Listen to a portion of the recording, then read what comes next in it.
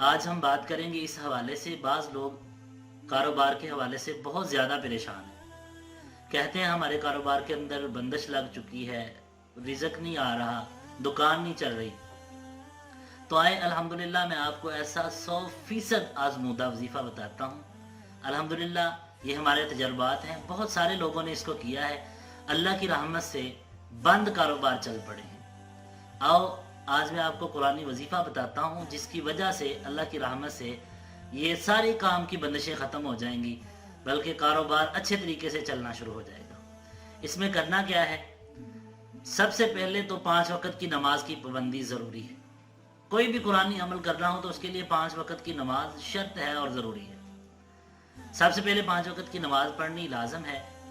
اور وظیفے کا طریقہ کار کیا ہے؟ وہ یہ ہے، کاروبار کی بندش ختم کرنے کے لیے وہ یہ ہے، صبح فجر کی نماز کے بعد 3 بار درود ابراہیمی پڑھنا ہے، اور اس کے بعد سورۃ المزمل کو 3 بار پڑھنا ہے، اور اس کے بعد سورۃ لقمان کی آیت ہے، آیت نمبر 26 نمبر آیت ہے، اس آیت کو آپ لوگوں نے 121 بار پڑھنا ہے، اور پھر بعد میں درود ابراہیمی کو پھر 3 بار پڑھنا ہے۔ یہ وظیفہ کریں، اللہ کی رحمت سے 41 ڈیز کے اندر آپ کی ہر پرابلم کو اللہ سولو کر دیں گے، اور کاروبار بند کام جو ہے اللہ کی رحمت سے چمک اٹھے گا۔ اس وظیفے کو خود بھی کریں اور اس پیغام کو دوسرے لوگوں تک بھی پہنچائیں جو لوگ متاثرہ ہیں یا جو لوگ ایسے کام کے اندر مبتلا ہیں۔ السلام علیکم ورحمۃ اللہ وبرکاتہ۔